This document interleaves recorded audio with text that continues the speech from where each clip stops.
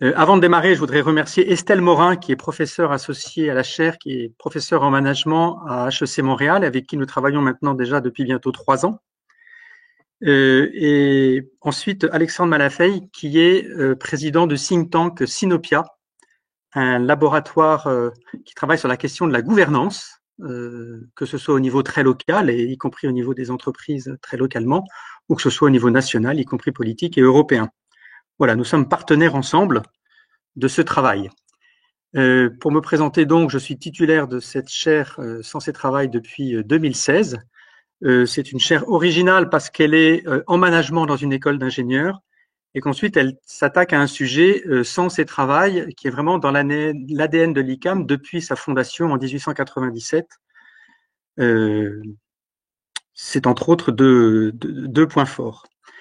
Cette chaire est composée de 6 personnes actuellement, plus moi, donc ça fait 7, dont 5 élèves ingénieurs, assistants de recherche, dont 2 ou 3 d'entre eux sont là, dont Thomas Stevens, qui a beaucoup travaillé pendant 3 mois sur 2 enquêtes, et celle-ci, et il est à l'origine des tris croisés et des statistiques que vous allez découvrir. Donc, merci Thomas. Je vais donc partager mon écran. Voilà, donc ce qui s'est passé durant le confinement nous a conduit à penser qu'on était vraiment actuellement, et pour les mois et les années qui viennent, sur la transformation du travail et la cohésion d'équipe. Alors, quelques indications d'abord sur les 3 activités de recherche de cette chaire.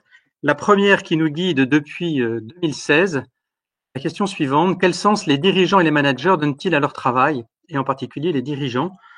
Parce qu'en fait, en recherche et en management, on a très peu de travaux sur le travail des dirigeants. Les seuls qu'on ait vraiment, c'est sur l'agenda, sur ce qu'il fait.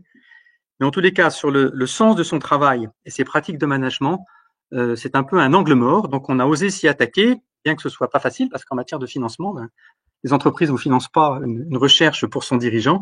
Et donc, ce sont des donateurs individuels et des fondations qui nous ont bien aidés. Et nous avons mené pendant 3 ans 110 entretiens avec un collègue, François Henry, sur des dirigeants de PME, de start-up et des dirigeants dits hors du commun, ce qui a fait 110 interviews, 70 dirigeants, le reste étant des collaborateurs directs.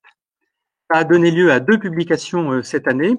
En février, la thèse de François sur les dirigeants de start-up, le sens du travail contemporain, entre œuvre et désœuvrement. Et avec une collègue, Sophie Zohar, qui nous a rejoint pour ce projet, nous venons de sortir il y a 8 jours un ouvrage qui s'intitule Bâtisseurs de sens.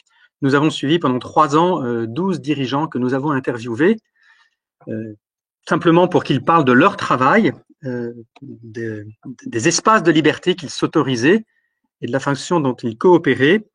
Et nous avons donc pour chacun d'entre eux interviewé au moins 3 collaborateurs directs pour confronter les propos entre ce qu'ils nous disaient et ce que les collaborateurs percevaient réellement de l'empreinte de leur travail, puisque l'empreinte va être un concept fort dans cette chaire.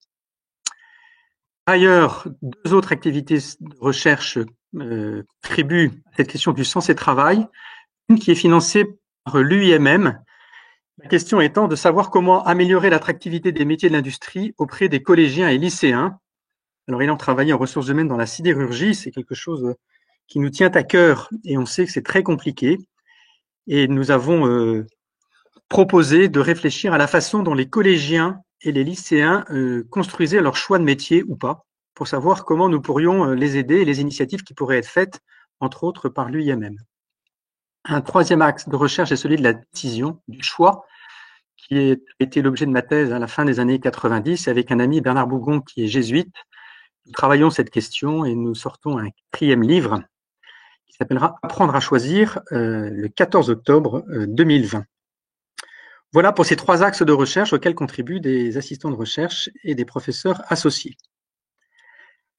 Alors, avec cette crise, nous nous sommes dit, mais ce choc provoqué par le Covid-19 va-t-il accélérer la volonté de transformation du travail qui était déjà présente?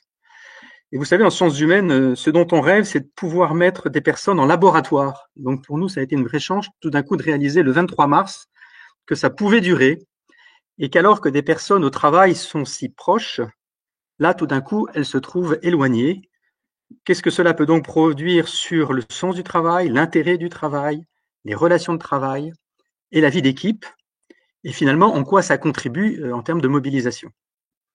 Alors l'objectif de cette présentation, c'est finalement un peu de vous laisser surprendre, parce que nous tous, nous avons des convictions et des croyances, et donc peut-être que certains résultats vont vous les confirmer, d'autres vont sans doute un peu décaler les choses, et si à l'issue de cette présentation et des échanges que nous aurons, il y a une ou deux idées que vous retenez et que vous vous dites, tiens, là-dessus, il y a quelque chose à faire, et ben, ce serait un objectif bien rempli. Alors, cette enquête vient en complément d'une autre enquête qui a été réalisée l'année dernière sur le sens du travail et des pratiques de management. Je vais vous présenter deux résultats majeurs parce que il faut lire la seconde enquête en lien avec la première, au moins sur 2 points. Ensuite, je vous indiquerai rapidement des éléments de méthodologie que nous avons effectués pour cette enquête durant le confinement.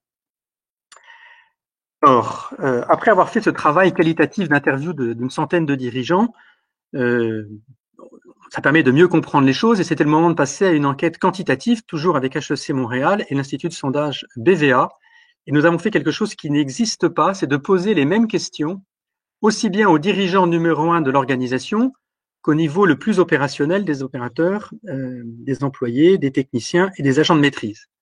Voilà, sens du travail et pratique de management, c'est pour ça que nous l'avons labellisé le dessous des cartes et que nous avons une trentaine de cartes qui peuvent être commentées, qui sont les principaux résultats, parce que ça dévoile certains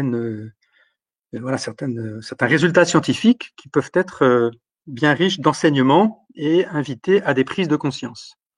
Un rapport d'enquête académique est sorti le 20 janvier et nous allons avoir un guide grand public qui sera disponible sans doute fin juillet et que nous pourrons vous communiquer.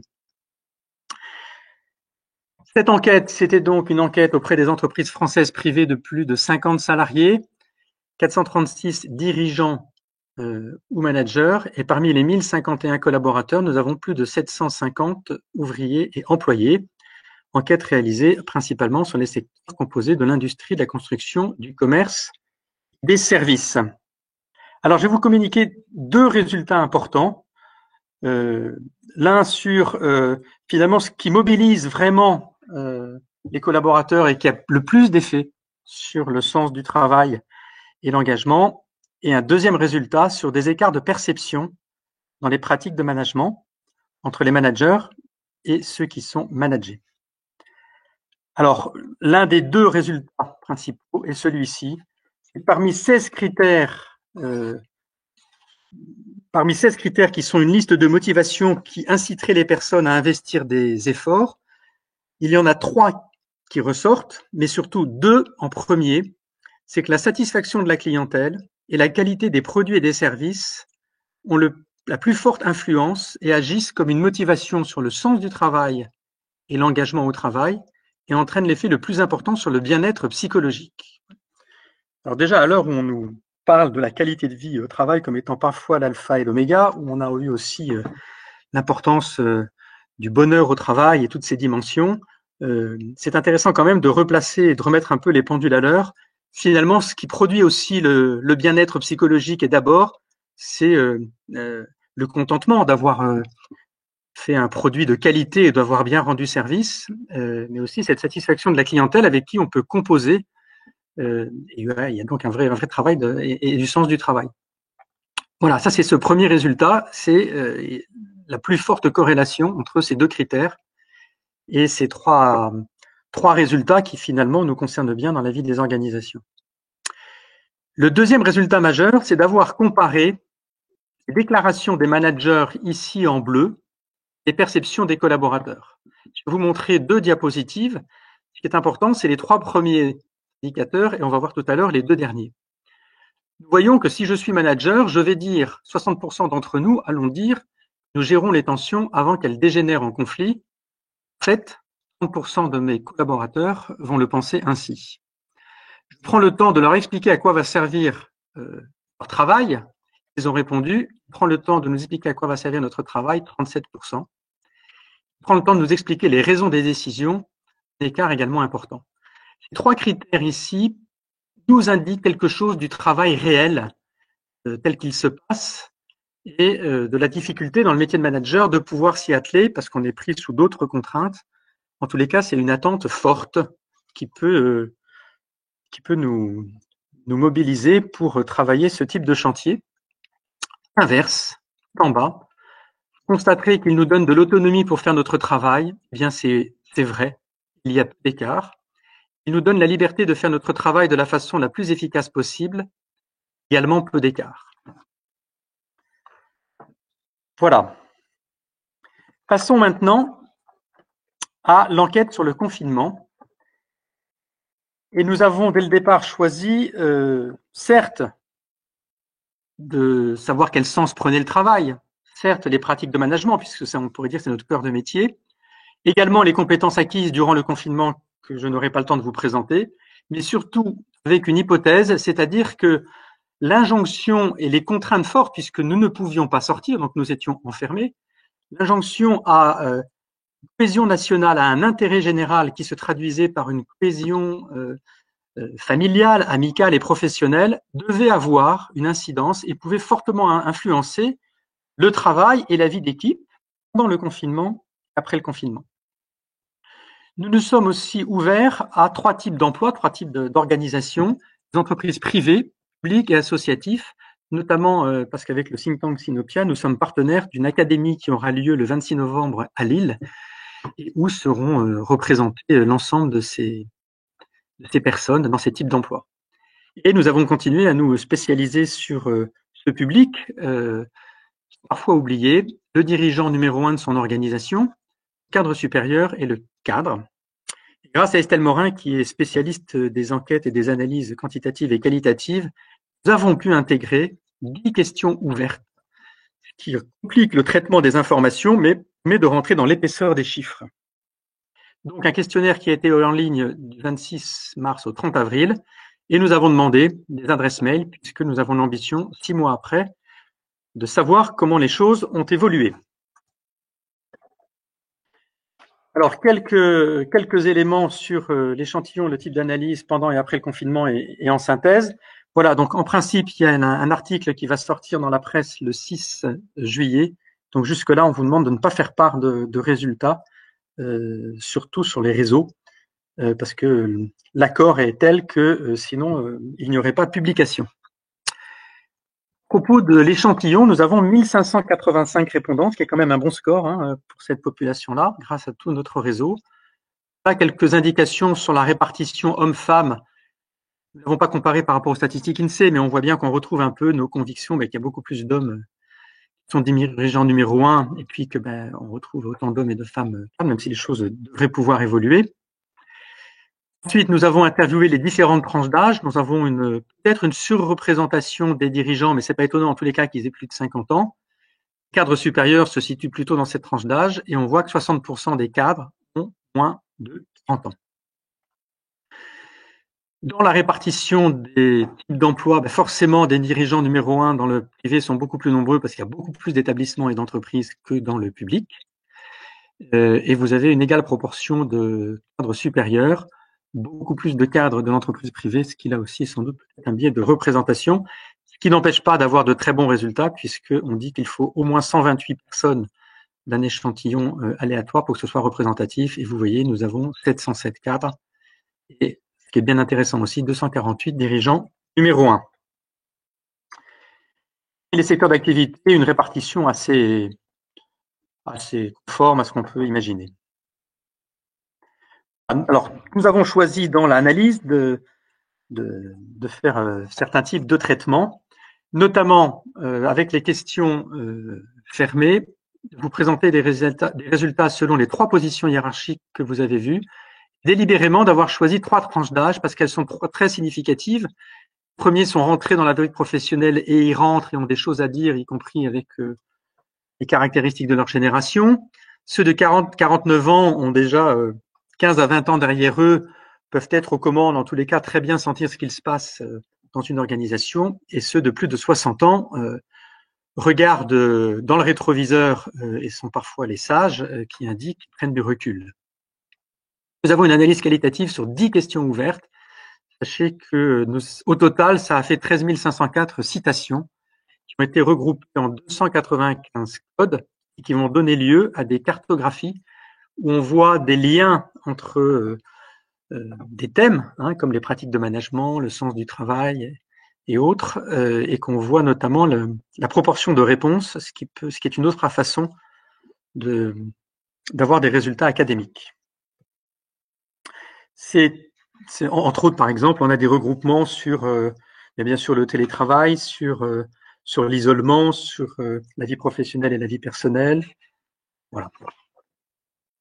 Alors, cette enquête transformation du travail et cohésion d'équipe aura et a déjà comme label derrière les masques, et vous comprendrez pourquoi. C'est un des résultats qui nous a fait dire qu'il s'est vraiment passé quelque chose derrière les masques ou quand on était à distance. Alors, tout d'abord, la question de la cohésion sociale. Je vous invite à regarder à gauche quelle était la question qui leur était posée. Avez-vous le sentiment que l'expérience de confinement change votre opinion sur la société? Oui, à près de 60% des répondants.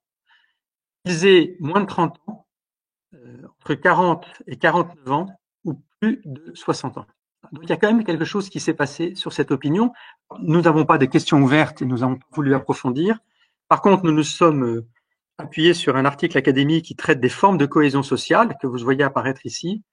Et je m'arrête sur les deux les plus significatives, qui est de vouloir être plus solidaire aux conditions de vie d'autrui, de prendre du temps pour les relations sociales extra-professionnelles. Ici, voilà comment a été posée la question. Avez-vous le sentiment que ces semaines écoulées vont vous rendre pour la suite plus solidaire aux conditions de vie des proches, des citoyens et des personnes vulnérables? Voilà. On est à 75%, en tous les cas, et déjà 79% pour ceux qui ont moins de 30 ans. Ça va être encore plus significatif pour cette question des relations et du lien social extra-professionnel. Avez-vous le sentiment qu'après ces semaines de confinement, vous prendrez plus de temps, un engagement dans les relations sociales, famille, amis, collègues en dehors des horaires de travail, plus de temps personnel dans un club ou une association, un engagement dans des organisations de jeunesse et de loisirs? Et nous avons 83% des jeunes qui nous disent oui, effectivement, j'ai le sentiment que je prendrai plus de temps ou un engagement. Vous voyez donc là l'écart et cet élément très distinctif. Donc déjà, tout le monde, il y a une très forte majorité, et plus des 2/3, mais surtout les moins de 30 ans qui vont apparaître aussi par ailleurs. Alors, venons-en maintenant à une deuxième notion qui est le sens donné au travail, les dirigeants et les cadres. Alors, il faut distinguer deux choses quand on essaye de savoir quel est le sens donné au travail. C'est ce qu'on appelle le sens du travail, qu'on distingue du sens au travail. Le sens du travail, c'est le sens du travail que je fais moi-même, que je produis, qui fait que je suis à l'œuvre. Par exemple, pendant 2 mois, avec les assistants de recherche de la chaire, mais en particulier avec Thomas, le fait de travailler sur cette enquête donnait du sens à notre travail. C'est différent du sens au travail, qui est le sens généré par les relations de travail. C'est le fait d'être ensemble aujourd'hui, par exemple, c'est une façon, à la fois pour moi-même, mais peut-être aussi pour d'autres, partager cela génère du sens dans les relations que nous pouvons entretenir. Vous voyez donc que pour 40% des personnes, rien n'a changé à l'intérêt du travail ou aux relations générées par le travail. Et que pour 60%, les choses ont changé. Petit clin d'œil, pour 7% d'entre eux, il y a eu plus d'intérêt au travail et plus d'intérêt sur les relations au travail. Et pour 53% d'entre eux, au moins une des dimensions a bougé, que ce soit l'intérêt du travail que je fais ou des relations de travail que j'ai. Rentrons un peu plus dans le détail maintenant. Nous voyons, certes, que si pour 67% d'entre eux, sur l'intérêt du travail que je fais, ça n'a pas changé, ça a quand même changé pour 13% d'entre eux. Il est vraiment significatif de réaliser que pour quasiment la moitié des personnes, relations générées par le travail ont changé, que parmi celles-ci, pour moitié, il y a eu moins d'intérêt, mais pour moitié, il y a eu plus d'intérêt alors que nous étions plus loin. C'est donc intéressant d'avoir quelques verbatims pour se rendre compte de ce qui a pu être vécu. Des discussions moins en surface que précédemment avec mes collègues à cause des inquiétudes partagées pour les côtés personnels et professionnels. Relation avec les collaborateurs, moins de filtres. Échanger avec un collaborateur, lui dans son jardin et moi dans mon salon, donne un autre mode de relation et de communication. Et enfin, c'est très paradoxal, de par le télétravail, il y a plus d'humanité dans les relations professionnelles et je souhaiterais le conserver. Donc, est-ce conserver le télétravail pour plus d'humanité? Ce serait alors un détour pour maintenir une humanité. Voyons maintenant les pratiques de management. Et là, nous retrouvons ce que nous avons fait dans la précédente enquête, de distinguer les encadrants des non-encadrants. Et vous voyez que 42% des encadrants ont fait l'expérience de nouvelles pratiques de management qu'ils ont appréciées. À l'inverse, on retrouve cet écart. Ces pratiques-là ont un peu moins été appréciées puisque c'est 27% des non-encadrants, mais que les encadrants, les managers ont aussi fait des expériences qu'ils ont tentées et qu'ils ont moins appréciées. On les retrouve dans une égale proportion. Que nous disent-ils maintenant pour donner un peu d'épaisseur? Sentiment d'isolement, plus présent que d'habitude, car le supérieur hiérarchique direct n'est pas à la hauteur en management, il n'y a pas de suivi, il n'y a pas de répartition des tâches, etc. On verra donc que le confinement a peut-être été un révélateur de choses qu'on sentait peut-être auparavant. Le management du vous êtes au cœur de l'action, donc vous êtes les mieux placés pour décider ce qu'il y a à faire. Par contre, n'oubliez pas de faire tout le reste comme d'habitude. Beaucoup plus positif, mon encadrante pilote et coordonne le reste des activités afin que nous soyons tous et toutes alimentés par une quantité de travail équivalente. Cela permet un équilibre dans la charge de travail, même qu'elle devient plus faible à partir d'avril. Amélioration du management des équipes avec des points réguliers. Laisser libre les collaborateurs de décider.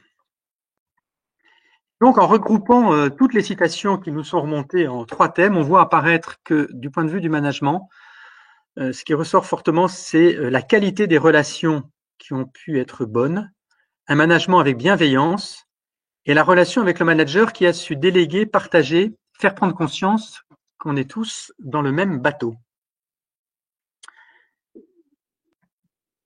Alors, venons-en maintenant à l'après-confinement. Ici, nous avons repris ce que nous avons vu ensemble sur l'intérêt pour mon travail, l'intérêt pour mes relations. Donc, certaines ont bien bougé dans le bon sens et d'autres dans le mauvais sens. Il y a tout de même 51% des personnes qui disent vouloir proposer des modifications dans la façon de travailler, donc 1 sur 2. 54% qui sont confiants ou confiantes sur le fait que le sens du travail va être un sujet abordé après le confinement. Et là, résultat un peu surprenant, finalement, et ceux qui vont faire des propositions, c'est les 40-49 ans et moins de 30 ans, le pourcentage le plus faible. Difficile à interpréter parce que nous n'avons pas de questions ouvertes qui soient associées.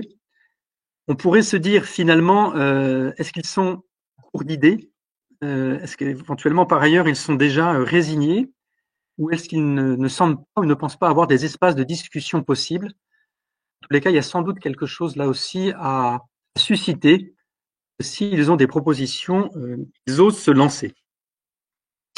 De façon plus globale, sur des modifications dans la façon de travailler, nous avons par exemple autorisé ponctuellement le télétravail, faire moins de réunions physiques mais plus de réunions en ligne avec les personnes vraiment utiles, communiquer mieux, travailler à mettre en place une discipline, une confiance et une conscience collective, et je ne sais pas comment faire, retrouver du collectif avec un déploiement plus rapide d'organisation en équipe autonome et une réflexion autour de la réorganisation du fonctionnement de mon équipe, des temps partagés, des temps de travail individuels, établir un cadre de fonctionnement pour le bien-être de tous.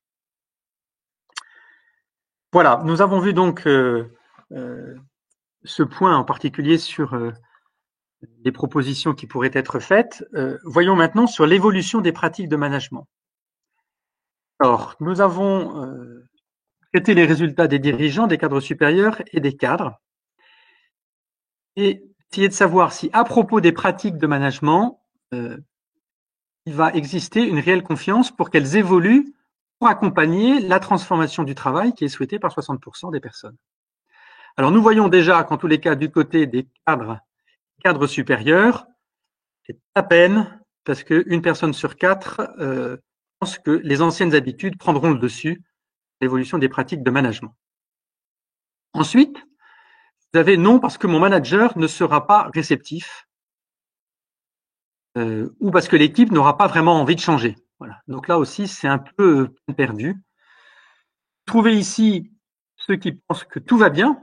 Donc, on pourrait dire que 87% des cadres, 15% des cadres disent que tout va bien. Donc, à l'inverse, il y a quand même 87% d'entre eux qui pensent qu'il y aurait des choses à faire. Donc, c'est ceux qui sont en rouge et en bleu à côté.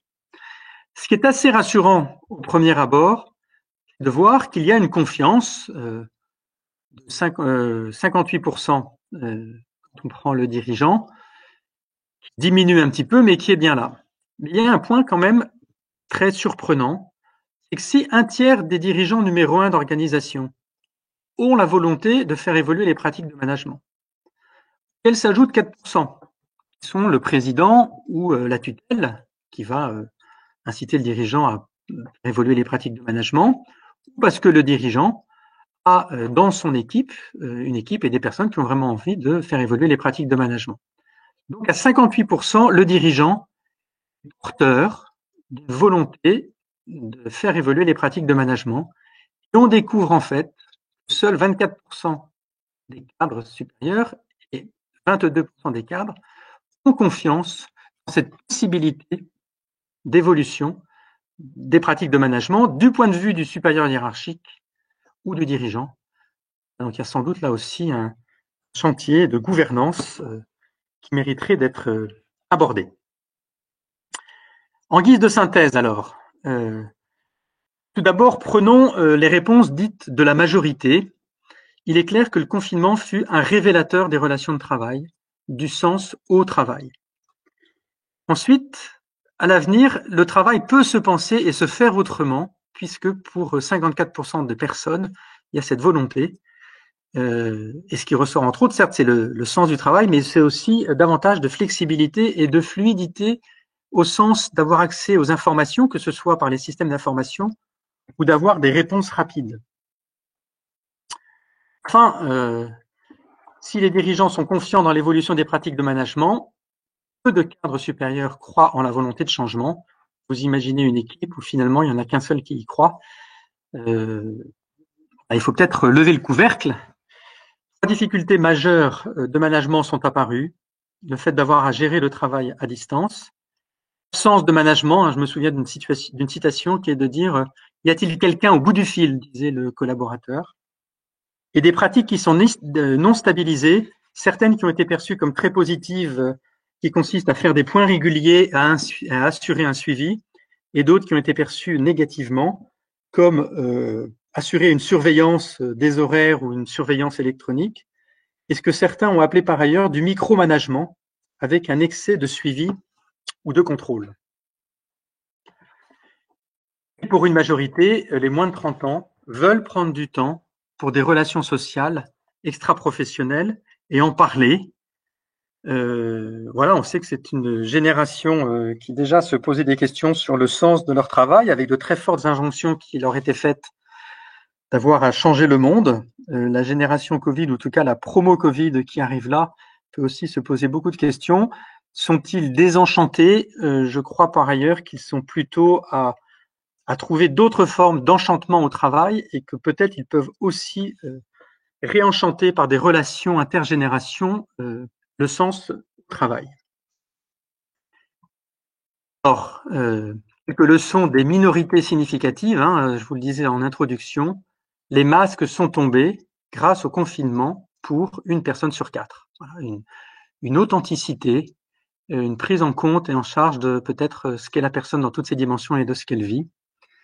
Et enfin, de nouvelles pratiques de management ont été expérimentées, donc c'est une bonne nouvelle. Il y a de quoi capitaliser. Par exemple, faire une partie de son travail à distance réunit 603 citations. Donc c'est quand même assez significatif. Et je vous le disais, flexibilité et fluidité sont sans doute des points importants. Alors, ça nous questionne, à la fois l'ICAM, HEC et Sinopia. Nous pensons qu'il y a 4 types de réflexion. On a intitulé ça dans le rapport que vous aurez, du réflexe à la réflexion. C'est-à-dire qu'on s'est mis sous confinement en réflexe on a été obligé de réfléchir parce qu'on était un peu face à nos murs et avec un effet miroir. Et la réflexion, elle a eu lieu à certains moments, mais c'est important de la continuer. Donc, nous pensons qu'il y a d'abord une question de gouvernance sur la confiance, sur l'évolution des pratiques de management. Et j'insiste bien là-dessus, sur ce point-là uniquement. L'enquête ne traite pas de la confiance en général. Deuxièmement, personnellement, je suis assez attaché à cette distinction entre transition et rupture. C'est-à-dire avec ce que nous vivons, le fil des événements nous emmène à faire des transitions. Et je prends par exemple le télétravail. Le déconfinement arrivant, des entreprises vont dire bon maintenant vous pouvez revenir une semaine sur deux, vous pouvez revenir tel jour, et puis comme les choses vont aller mieux, on fait des transitions et ce sont plutôt les événements qui nous guident pour faire ces transitions. Et je pense que c'est intéressant de peut-être d'avoir des réunions sur transition et rupture dont on va conserver la main. Je vous donne un exemple de transition, vous l'avez vu, on pourrait convenir que si les personnes avaient l'autorisation de faire un jour de travail par semaine, une transition, c'est d'en faire deux. Une rupture serait, comme l'a fait le directeur des mutuelles générales dans un article qui est paru sur le think tank Sinopia, c'est ce qu'il appelle l'open télétravail. C'est de considérer, alors on est dans les métiers de la connaissance et de l'assurance, de considérer que les personnes peuvent choisir quand elles se mettent en télétravail et de travailler d'où elles veulent, ce qui à ce moment-là devient, vous voyez, une véritable rupture. Voilà, donc transition et rupture paraît être un thème de réunion qui aiderait à réfléchir sur les évolutions à accompagner et peut-être l'une ou l'autre rupture à opérer. Ensuite, le management du travail. Alors, c'était déjà présent, mais vous voyez qu'avec les deux enquêtes que nous avons eues, et nous sommes plusieurs à partager ça, c'est difficile de rester avec ces deux notions très, très présentes depuis la création du management, qui est le management des hommes et le management des organisations. C'est que dans un cas, on va quand même privilégier, si on parle de l'organisation, qu'une personne est à son poste, que chaque chose est à sa place, et que donc on arrive avec cette représentation-là. L'autre, qui est le management des hommes, on part plus facilement, et c'est logique, sur la question des compétences, du développement personnel, de la réalisation de soi, de la satisfaction, voire du bonheur. Et ce sont deux cadres de référence qui mettent les choses en tension, rendant difficile la possibilité de les réconcilier. Voilà, et nous sommes de ceux à qui nous pensons que le management du travail est un renouveau avec ce retour au métier et une certaine façon pour les managers d'aborder la question du travail réel, puisque le manager, sa grande difficulté, c'est de passer d'un travail prescrit, le travail tel qu'il devrait être fait par les collaborateurs, et le travail qu'il est fait réellement. Et nous avons vu avec l'enquête sur le confinement que sans doute les managers ont davantage compris le travail réel, puisqu'en fait, les personnes ouvraient leurs fenêtres de leur vie personnelle et professionnelle. Et enfin, un autre thème qui tout d'un coup m'est apparu très fort, c'est la fatigue. Je pense que c'est la première fois que tous ensemble, nous avons vécu la fatigue du surmenage ou la fatigue de ne pas avoir de travail, qu'habituellement, je dirais autrefois, la fatigue était quelque chose de partagé par nous tous, mais dans certains services, dans certains métiers, dans tel contexte économique. Or, cette question de la fatigue pourrait être peut-être un indicateur de management en distinguant, par exemple, la bonne fatigue de la mauvaise fatigue et de la fatigue confrontée à ses limites. Je vous donne un exemple de bonne fatigue qui a été cité dans l'enquête. Alors, il n'y avait pas de question sur la fatigue, mais difficulté pour les réunions, nous bricolons. Réunions sur WhatsApp, appels sur téléphone perso, etc. Nos outils actuels ne sont pas du tout adaptés à du télétravail, donc chacun se débrouille comme il peut pour faire avancer ces sujets. Nous avons de la bonne fatigue. La mauvaise fatigue, c'est un peu synonyme de ras-le-bol. Une personne nous dit se casser les neurones sur un logiciel imbuvable pour qui n'est pas secrétaire administrative en titre, c'est plus possible. Et enfin, une fatigue d'être confronté à ses limites, l'absence de contact direct entre les équipes génère de la friction dans les processus. Et il en est ainsi, et il faut bien l'accepter parce que finalement, on n'a pas le choix. Suite à ces trois webinaires que nous avons organisés avant-hier, hier et aujourd'hui, nous allons proposer une visio d'échange si certains veulent aller un peu plus loin. Par ailleurs, nous sommes maintenant à la recherche de deux terrains de recherche, puisque vous avez vu qu'avec la chaire, depuis 4 ans, nous nous sommes concentrés sur la personne du dirigeant et du manager, avec ces enquêtes également. Et là, ces deux terrains sont les suivants. C'est maintenant de voir comment la question du sens du travail et des pratiques de management peut être accompagnée pour qu'elle évolue dans les entreprises. Donc, si l'une ou l'autre entreprise est partante, hein, en définissant une problématique sur la transformation du travail et de la cohésion d'équipe, nous avons avec les assistants de recherche de quoi faire des interviews avant, puis accompagner le changement et des interviews après.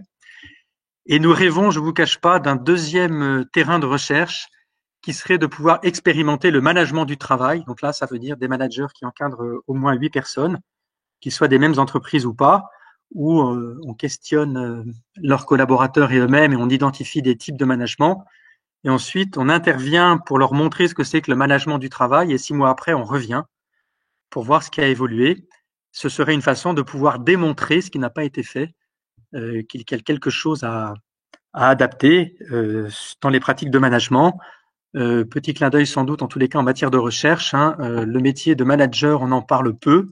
Depuis 20 ans, il est remplacé par le mot leader et il était temps de revenir aux sources de ce qu'est le métier de manager, qui en est un vraiment. Et des recherches des années 70 nous le décrivent vraiment tel qu'il est. Et puis dans 6 mois, nous comptons réinterroger 1095 répondants à l'enquête sur le confinement, puisqu'ils ont laissé leur adresse mail. Et nous comptons bien savoir ce qui a changé ou pas.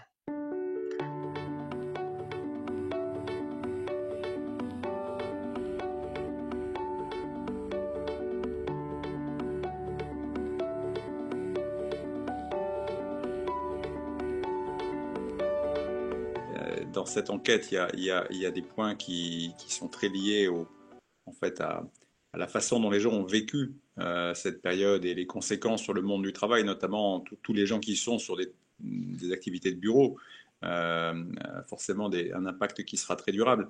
Mais le point fondamental, c'est le point de confiance que vous avez évoqué.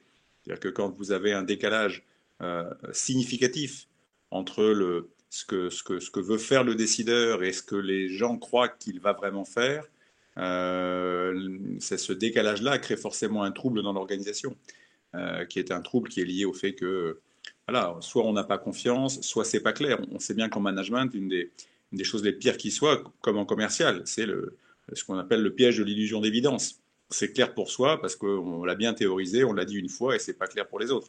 Voilà. Alors, est-ce que les intentions qui ont été exprimées en termes de changement, de transformation, de prise en compte des attentes, les opportunités qui naissent finalement de cette expérience, on l'a tous vécu. Enfin, si moi je fais le bilan de l'expérience du confinement qui a été en soi très désagréable, mais le fait que tout d'un coup on s'est rendu compte que les outils qui étaient là mais qu'on n'utilisait pas ont été une formidable source d'opportunités pour des activités comme les nôtres, mais pour plein d'activités, et où finalement on a gagné beaucoup de temps, on se rend compte que voilà, les transports en commun, c'est pas une nécessité pour accomplir son job au quotidien pour beaucoup de gens. Voilà, donc tout ça, c'est des vrais enseignements qui sont extrêmement intéressants. Il y a bien sûr, et c'est ce qui a été très bien mis en avant dans je vous encourage, on pourra vous le faire parvenir, de lire l'article qui a été rédigé par un de nos partenaires, qui est le directeur général de la Mutuelle Générale, sur le concept de l'open travail, où lui tire un certain nombre de leçons et décide d'engager une entreprise de près de 2000 personnes en disant finalement demain, et moi je vais le faire, l'entreprise d'accord, je vais le faire, je vais permettre aux gens voilà, de choisir le lieu dans lequel ils vont travailler.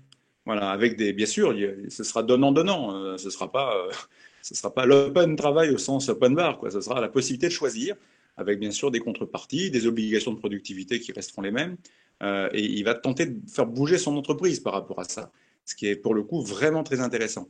Et là, ça répond à une véritable attente. Et je pense qu'elles ne seront pas déçues dans ce type d'organisation et d'entreprise où le leader a vraiment l'engagement qui va bien. Mais je pense que pour la grande majorité des gens, en général, c'est vrai que il y a toujours un écart important entre voilà, les mots de la déclaration d'intention du dirigeant, mais c'est vrai en politique, c'est vrai partout, et puis la manière dont c'est suivi des faits, il y a les annonces, il y a le côté marketing, parfois cosmétique, et là, il y a des attentes très profondes qui sont exprimées.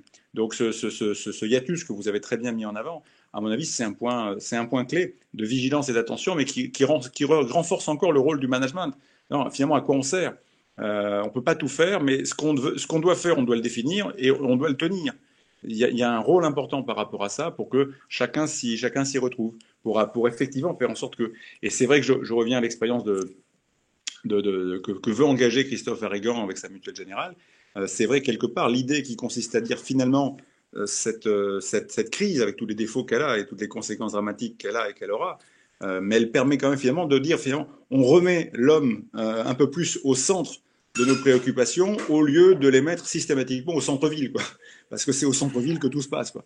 Voilà, ou dans les grands centres urbains, type la Défense, mais vous avez les mêmes à Lille, vous avez les mêmes contraintes partout. Alors c'est pas tout à fait les mêmes modes de vie à Lille malgré tout qu'à Paris ou peut-être à Lyon ou encore à Marseille. Mais malgré tout, c'est un point, parce que c'est un peu plus petit. Et encore, quand je dis plus petit, je pense que tout compris, c'est que je suis pas sûr. Mais en tout cas, voilà, je crois qu'il y a une véritable opportunité qui est là. Et à mon sens, il appartient à chacun de ne pas la décevoir. Parce que c'est vrai que ça peut pas être qu'une question du il faut yaka politique qui pourrait dire vu de Paris, voilà ce qu'il faut faire. Non, ça c'est la transformation du quotidien et du rapport au travail qui peut être vraiment une source d'opportunité, donc davantage d'épanouissement, de faire en sorte qu'on vive mieux. Donc pas, moi j'aime pas beaucoup le concept de bonheur au travail, mais finalement que ça réduise l'impact négatif du travail sur le quotidien pour que finalement l'équilibre soit plus favorable. Voilà. Donc je pense que c'est un vrai beau sujet et votre enquête ouvre des pistes là-dessus. Enfin notre enquête parce que nous sommes partenaires, mais vous avez fait un travail admirable avec vos équipes, avec Estelle. Et très sincèrement, nous, on est très heureux, très fiers d'y avoir contribué. Et je pense qu'en effet, il y a de très beaux enseignements à en tirer pour tout manager qui veut vraiment faire bouger les lignes, quoi. Et je crois que ça, c'est un outil précieux. Voilà.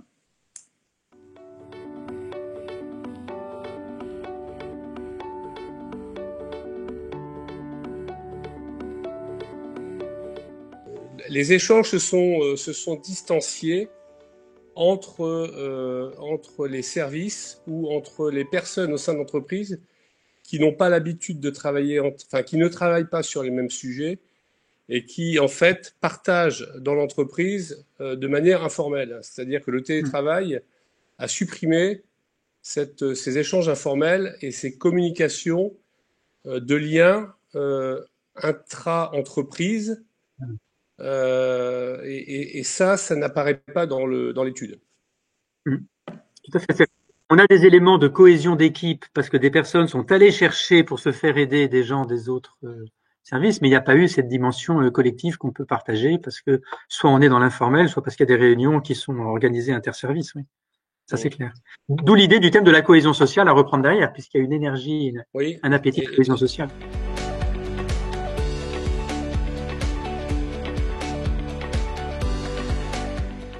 C'est tout à fait un autre sujet. Je voulais faire part de la tonalité générale que je dégage, c'est quand même le désenchantement des jeunes vis-à-vis du travail. Et ça, je trouve c'est quand même assez fort. Et ils se réfugient bien sûr sur ce qui est en dehors du domaine professionnel. Mais il y a quand même un fort désenchantement. Ils n'y croient plus ou pas suffisamment. Et ça me saute à la figure là, suite à ce que tu as dit. Je pense que sa question est légitime. En fait, peut-être que la problématique doit être posée sur une question plutôt de sens, c'est-à-dire le sens change. C'est pas qu'il y a un désenchantement du travail, mais c'est que l'enchantement n'est pas au même niveau, ou en tout cas les motivations ne sont pas les mêmes que pour les générations autres. Je me rapproche de celle de Jean-Yves. Je pense qu'on est assez proche en termes de génération.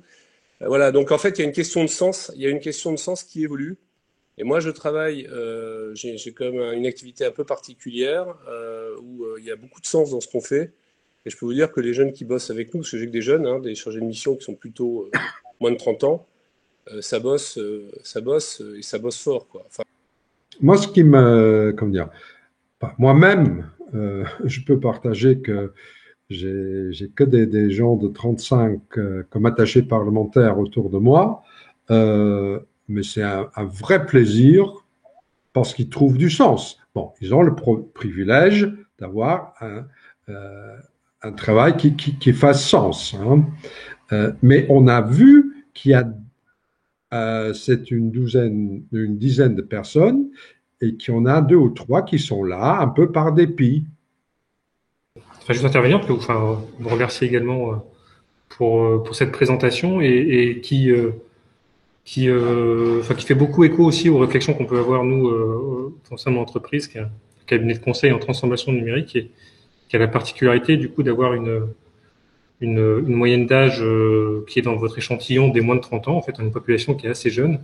Et donc, du coup, certains éléments qui ont beaucoup d'écho, notamment, en fait, je mettais votre point sur la quête de donner, en fait, davantage encore d'accorder davantage de temps en fait par la suite pour tout ce qui concerne la solidarité, être plus solidaire en fait pour la suite. Et c'est des points qui ont beaucoup d'écho chez nous aussi et justement qui nous incitent aussi à développer d'autres, d'apporter des réponses aussi à ces attentes là de nos consultants, de nos collaborateurs, en travaillant en fait notamment aujourd'hui tout ce qui tourne autour du mécénat de compétences, en essayant de mettre en place en fait du mécénat de compétences au sein du cabinet pour pouvoir justement au-delà des missions qu'on peut avoir chez nos clients aussi avoir cette possibilité d'être solidaire aussi avec des associations ou autres en apportant justement ces compétences auprès de ces associations.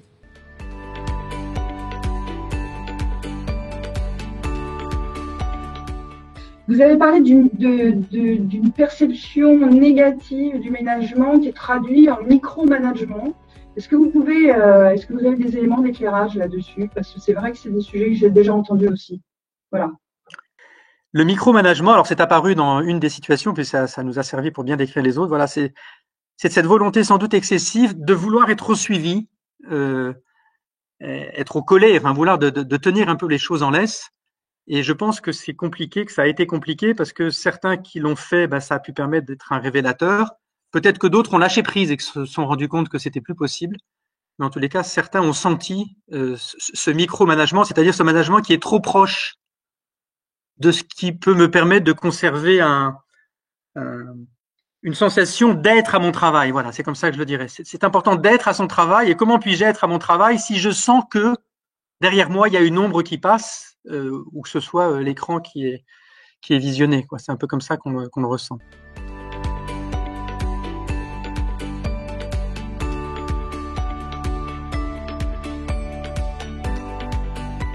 Ça met en avant peut-être qu'il y a une strate aussi de managers qui sont désabusés.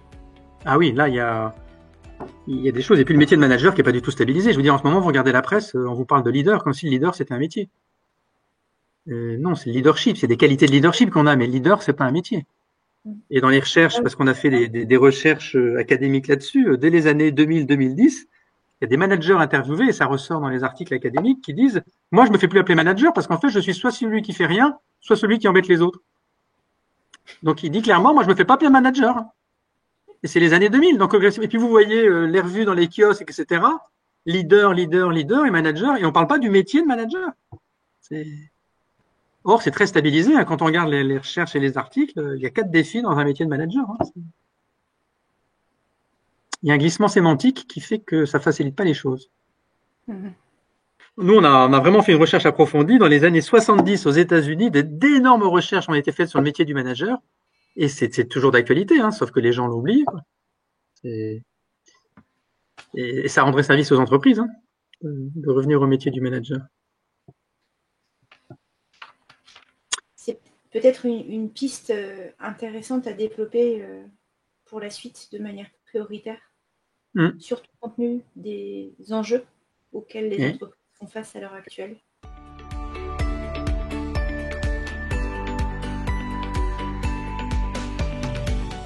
Redécouvert ce côté-là du management, ce management un peu plus de la bienveillance, un peu plus de l'écoute, vraiment de la confiance.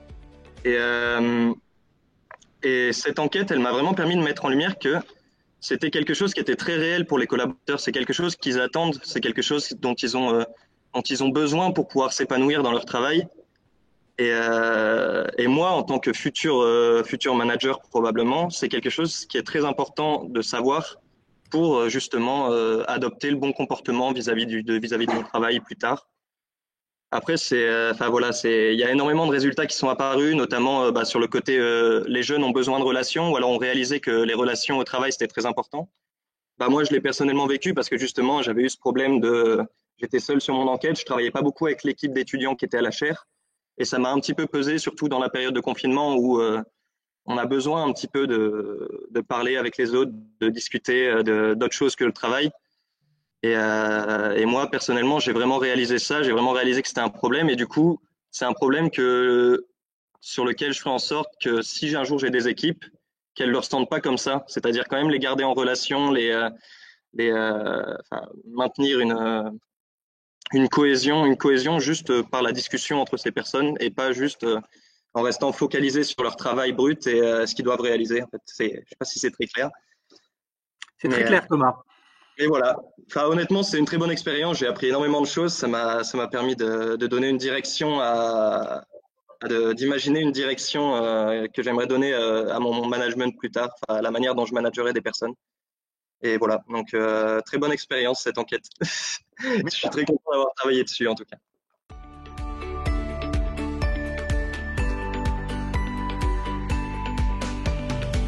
Je serais très intéressée effectivement à voir comment les réponses telles qu'elles ont été fournies sur nos changements d'attitude, etc., se transforment à quelques semaines ou quelques mois du déconfinement. Voilà, c'est toujours les promesses que l'on se fait, les bons engagements qu'on prend, etc. J'ai déjà l'impression à certains moments qu'on est repris par la vitesse ou par certaines habitudes, même s'il y a des transformations qui, elles, demeurent.